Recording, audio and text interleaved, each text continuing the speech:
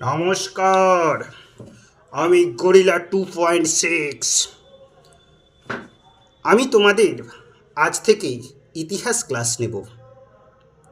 Class 6 থেকে 10 পর্যন্ত প্রতিটি ক্লাসের ইতিহাসের প্রতিটি বিষয় আমি সুন্দরভাবে বলে যাব।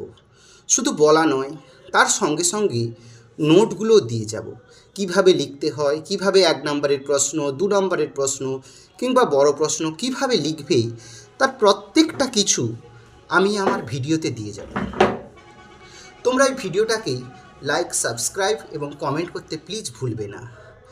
এবার আজ বেশি কিছু বলবো না, 2-4টা কথা বলি আমি ভিডিওটা কমপ্লিট করব। দেখো, বর্তমানে ছাত্রছাত্রী কিংবা গার্ডিয়ানদের একটা সমস্যা বড় লক্ষ্য করা যায় যে ইতিহাস কঠিন বিষয়, ছাত্রছাত্রীরা মুখস্থ করতে পারে না। কিন্তু এটা কিন্তু ভুল কথা। ইতিহাস কঠিন নয়, ইতিহাসকে ইতিহাসের মতো পড়ানো হয় না। কারণ ইতিহাস তো একটা গল্প, এটা তো কোনো গণিতের কোনো সূত্র নয় বা কোনো কিছু ভৌত বিজ্ঞানের কোনো সূত্র নয়, গল্প। ছাত্রছাত্রীরা একটা সাধারণ গল্প সুন্দরভাবে বলছে, কিন্তু ইতিহাসের গল্প বলতে গেলে তাদের আটকে যাচ্ছে। এটাই বড় প্রবলেম, ইতিহাসটাকে ইতিহাসের মতো পড়ানো হয় না। তাই তোমাদেরকে প্রতিটি চ্যাপ্টার ছোট ছোট অংশে ভাগ করে আমি পড়াবো, এবং পড়ানোর পর কিভাবে লিখলে তোমরা ফুল মার্ক পাবে পরীক্ষায়, সেই বিষয়টাও আমি বলে যাব। আজকে একটা জিনিস দিয়ে শুরু করি। যেহেতু আমি ইতিহাসের ক্লাস নেব, সেহেতু আমি শুধু একটা কথাই বলবো যে ইতিহাস কাকে বলে।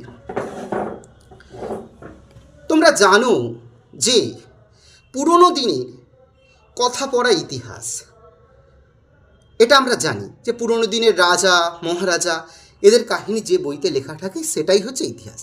কিন্তু এভাবে সংজ্ঞাটাকে না যদি আমরা বলি, যদি এভাবে বলি যে যা কিছু অতীতে ঘটে গেছে সেটাই ইতিহাস।